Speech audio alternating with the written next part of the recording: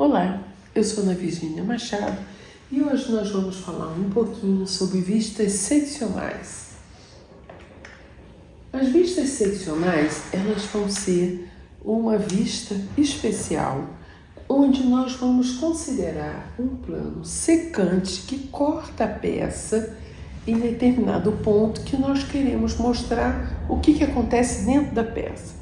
Então ela vai servir para mostrar furos, recortes que nos interessam evidenciar numa peça. Vamos agora ver um pouco da conceituação dos tipos de cortes que podemos ter.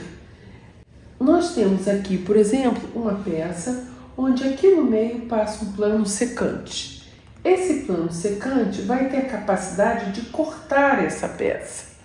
Originalmente, quando eu estava fazendo uma vista dessa posição com o meu observador aqui, eu tinha uma visualização dessa peça assim.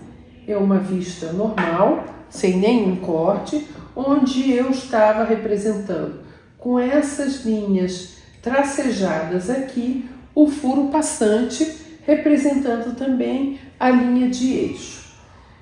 Mas na medida que eu vou aplicar um corte nessa peça, eu vou passar aqui um plano secante AA, vou fazer uma nova vista de frente, onde eu obtive uma retirada dessa parte da peça que está entre o observador e o plano secante, para poder visualizar a peça só do plano secante para trás.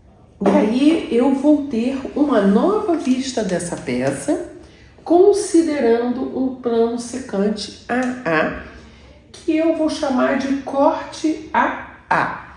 Nesse corte, eu vou precisar representar, nesse caso com achuras, com o material que foi seccionado, e também vou representar e vou mostrar tudo que está atrás do plano secante e que não foi seccionado. No caso, essa curva aqui dentro, que está aparecendo com superfície lisa, porque está com o acabamento normal da peça.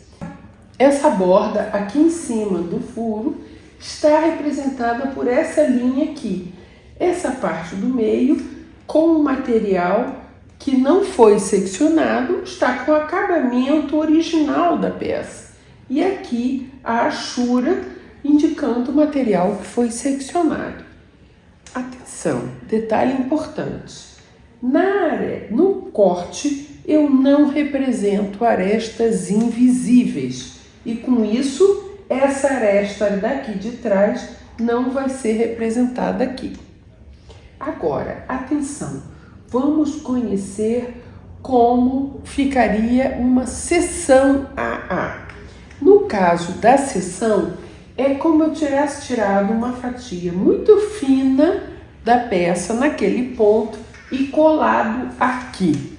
Eu não vou representar nada que está para trás e nada que está para frente, só o que está absolutamente colado no plano secante. E aqui, então, vai aparecer essa parte da esquerda, que está aqui, e a parte da direita. Eu não represento o que está atrás do plano secante, por esse motivo, essa parte aqui do meio não vai aparecer. Então, eu tenho a opção de fazer uma vista normal, sem corte, tenho a opção de representar um corte, uma nova vista, considerando o plano secante, retirando tudo que está entre o observador e o plano secante, ou tem a opção de representar uma seção. Vai depender do que a gente, como projetista, quer representar. Vamos agora fazer um exemplo da visualização disso. Aqui eu tenho nesta peça um paralelogramo, um paralelepípedo, onde eu tenho um furo de seção quadrada até a metade, onde parte um furo de seção circular. E aí, eu tenho aqui a minha vista frontal, olhando daqui até aqui o furo de seção quadrada e a partir daqui o furo de seção circular. Se eu fizer um corte nesse ponto AA aqui e olhar para cá, né? Olha só a direção em que a seta está olhando, a direção em que a seta está apontando. Eu vou mostrar a parte que foi seccionada, a parede do fundo e onde começa o furo de seção circular, onde fazendo esse trecho aqui. Com isso, eu vou aqui representar o corte AA. Essa linha que está representada na vista superior é a indicação da linha do corte. É muito importante você fazer a indicação da linha do corte numa vista onde ela aparece, o plano secante vai aparecer de perfil, para que você saiba do que você está visualizando quando vê isso aqui, que é um plano secante aqui, olhando daqui para cá. Se eu fizer um plano secante aqui, olhando daqui para lá, no caso do meu corte BB, eu vou excluir tudo isso que está entre o observador e o plano secante e vou representar a peça como se eu tivesse apenas esse pedaço, que é o que está representado aqui. Detalhe, o corte AA eu estou fazendo uma vista lateral direita. Como eu estou aqui no primeiro diedro, o corte AA está em lugar de vista lateral direita. E o corte BB, quando eu estou olhando daqui para lá, como eu estou no primeiro diedro, observador objeto plano, ele está no lugar de vista lateral esquerda, porque ele está olhando aqui da esquerda o observador. Então, isso também é importante.